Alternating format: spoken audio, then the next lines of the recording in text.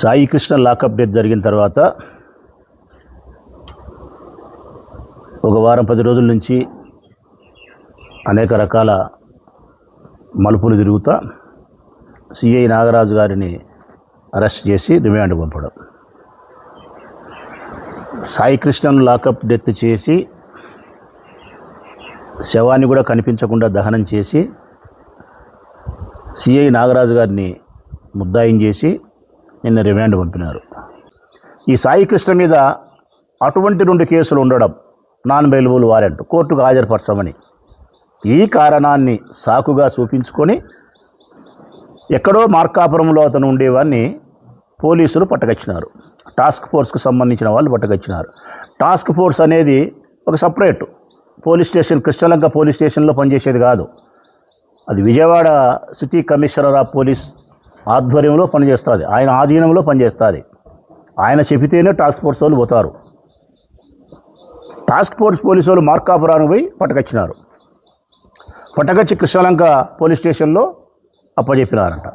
Krishnalanka police స్టేషన్లో అప్పచెప్తే సుమారుగా 10 రోజులు, వారం నుంచి 10-12 రోజులు పోలీస్ స్టేషన్లో ఒక ప్రైవేటు హోటల్లో చిత్రహింసలు పెట్టి అతన్ని, అంటే మొట్టమొదట అక్రమ నిర్బంధం తర్వాత హింసించడం, హింసించిన తర్వాత లాకప్లో డెత్, చంపేసిన తర్వాత మృతదేహాన్ని తీసుకుపోయి మాయం చేసే క్రమంలో దహనం చేసిన తర్వాత పట్టుబడకూడదని చెప్పి ఆధారాలను ధ్వంసం చేసే ప్రక్రియలో భాగంగా పోలీస్ స్టేషన్లో ఉండే సీసీ ఫుటేజ్లు నెల రోజుల నుంచి మాయం చేయడం. పోలీస్ స్టేషన్లో సీసీ ఫుటేజ్లు లేవు. అతను ఏ ప్రజా వైద్యశాలకు తీసుకుపోయినారో సీసీ ఫుటేజ్లు లేవు. తర్వాత ఏ ప్రైవేటు హోటల్లో పెట్టి కొట్టినారో అక్కడ సీసీ ఫుటేజ్లు లేవు. ఎక్కడ మణిపాల్ హాస్పిటల్ తీసుకుపోయినారో అక్కడ సీసీ ఫుటేజ్లు లేవు. ఏ శ్మశాన వాటికైతే తీసుకుపోయినారో దహనం చేసేదానికి అనాథ శవం అని చెప్పి అక్కడ ఆధారాలు లేవు. కాల్ డేటా లేదు. తర్వాత మరొకటి కూడా గూగుల్ టేక్అవుట్స్ కూడా లేవు. టెక్నాలజీ ఏది లేదు. ఇవన్నీ సర్వమాయమైపోయినాయి.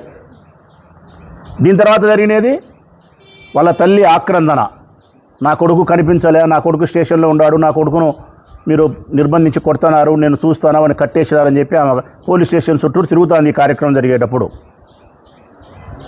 ఈ క్రమంలో ఆమె హైకోర్టుకు పోయి ఒక పిటిషన్ వేయడం, కార్పస్ పిటిషన్ అంటారు. అంటే ఈ పిటిషన్ ఏంటంటే గన ఎవరైనా మన కుటుంబ సభ్యులను కనిపించకుండా పోతే, ఎవరైనా నిర్బంధిస్తే గన హైకోర్టు వారి దగ్గర పోయి ఇదిగో నా కుమారుడు కనిపించలేదు, పలానా వాళ్ళు నిర్బంధించినట్టుండారని చెప్పి మనం తెలియజేస్తే కోర్టు వారు సంబంధించిన ఆ పోలీస్ శాఖకు ఆర్డర్ ఇచ్చి తీసుకువచ్చి మా ముందర నిలబెట్టు అని చెప్తుంది. ఇది ఆమె వేసింది. దీని తర్వాత హైకోర్టుకు వాళ్ళు వచ్చినారు. కృష్ణలంక పోలీసు వాళ్ళు వచ్చి ఏం చెప్తారు, అప్పుడు వాళ్ళ దగ్గర పెట్టుకున్నారు, వాళ్ళ దగ్గర కొడుతున్నారు, వాళ్ళ దగ్గర చంపుతున్నారు. మా దగ్గర లేడు సాయి కృష్ణ, మేము పట్టకరాలేదు, మేము పట్టకొస్తే గన మేము చెప్పిందుము. ఇప్పుడు హైకోర్టు చెప్తోంది కాబట్టి అతను ఆచూకీ కోసం గాలింపు చర్యలు చేపడతాం, ప్రత్యేకమైన బృందాలను పెడతాము, తీసుకొచ్చి కోర్టు వారి ముందర హాజరుపరుస్తాము అని చెప్పింది. అంటే పోలీస్ స్టేషన్లో పెట్టుకొని కొడుతూ, తిడుతూ, చంపుతూ, దహనం చేసి హైకోర్టు వారికి కూడా అబద్ధాలు చెప్పి తప్పుదోవ పట్టించారు. ఇది జరిగిన కథ. హైకోర్టు ఏం చెప్పింది, 29వ తారీఖు లోపల, అంతకు ముందైనా సరే 29వ తారీఖున సరే ఆ సాయి కృష్ణని తీసుకొచ్చి మా ముందు నిలబెట్టండి అని చెప్పింది. సరే అని చెప్పి బయటకు వచ్చినారు. ఆ తర్వాత ఆమె యొక్క బాధను, ఆ తల్లి యొక్క బాధను మెల్లిమెల్లిగా ప్రపంచానికి తెలియడం, ఆ తర్వాత మానవతావాదులు దాంట్లోకి రావడం, మానవ హక్కుల వాళ్ళు దాంట్లోకి రావడం, తర్వాత వైఎస్ఆర్ కాంగ్రెస్ పార్టీ దాంట్లోకి రావడం, ఒక్కరొక్కరు హృదయం కలిగినటువంటి మనుషులు ఆ తల్లి యొక్క గర్భశోకానికి బయటకు వచ్చి ప్రశ్నించడం మొదలు పెడితే, చివరిగా మా పార్టీ నాయకుడు జగన్మోహన్ రెడ్డి ఆ తల్లి ఇంటికి పోయి ఆ తల్లిని ఓదార్చేదానికైనా, ఆ తల్లికి గుండెకు ధైర్యం చెప్పేదానికైనా, లేకపోతే ఆ తల్లికి అన్యాయానికి మేమందరం పోరాటం చేస్తాం, న్యాయ పోరాటం చేస్తామని చెప్పి చెప్పడం. ఊరికే ఒక రౌడీ షీటర్ అయితేనే పట్టకసి చంపుతారా? రౌడీ షీటర్ అయితే పట్టకస్తారు, తెలియకుండా కొడతారు, లేకుంటే కేసు పెడతారు, రిమాండ్ పంపిస్తారు. ఎవరు చంపరు. ఈ దేశంలో చాలామంది రౌడీ షీటర్లు ఉన్నారు. ఒక మోటివ్ ఉంటుంది చంపడానికి. ఏమి ఆ మోటివ్ కారణం? ఆ మూల కారణం ఏమి ఈ మనిషిని చంపడానికి? ఒక ల్యాండ్ డీల్. 25 నుంచి ఒక 40 కోట్ల రూపాయలకు సంబంధించిన జగ్గయ్యపేటలో ఉండే ఒక ల్యాండ్కు సంబంధించిన డీల్. అది తెలుగుదేశం పార్టీకి సంబంధించిన ఒక ఎమ్మెల్యేకు ఎంపీకి సంబంధించిన కనెక్షన్. మరి వారి వ్యవహారాన్ని చక్కబెట్టే దానికోసం Telugu Desam party MLA MP commissioner of పోలీసును కోరితే సిటీ కమిషనర్ రాజశేఖర్ ఆదేశాల మేరకు నాగరాజు గారు పట్టకచ్చి ఈ పని చేసినాడు.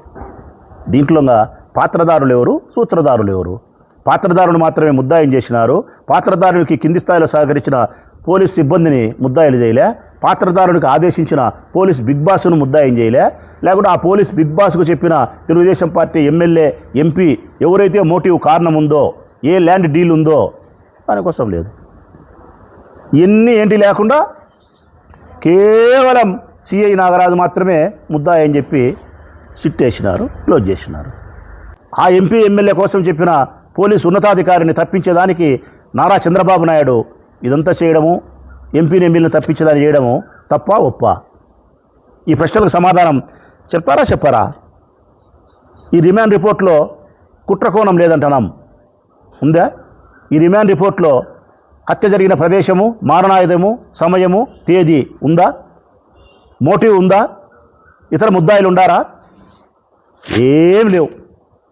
నేనైతే ఆ తల్లిని అభ్యర్థిస్తూ ఉన్నా, సాయి కృష్ణ తల్లి గారిని, రేపు 29వ తారీఖున హైకోర్టులో కృష్ణలంక పోలీసులు హాజరై నీ కొడుకు ఆచూకీ కోసం అడిగిన దానికి వీరు చెప్పే సమాధానాన్ని నిజంగా నువ్వు వ్యతిరేకించాలా తల్లి? ఓ తల్లిగా నువ్వు నీ గర్భాన్ని జరిగిన నష్టానికి నువ్వు వ్యతిరేకించాలా? నా కొడుకును అత్యంత కిరాతకంగా హింసించి చంపినారు. నా కొడుకును చంపింది నాగరాజు ఒకడు కాదు, దీని వెనకల రాజకీయ హస్తాలు ఉన్నాయి, దీని వెనకాల పోలీసు అధికారులు ఉన్నారు.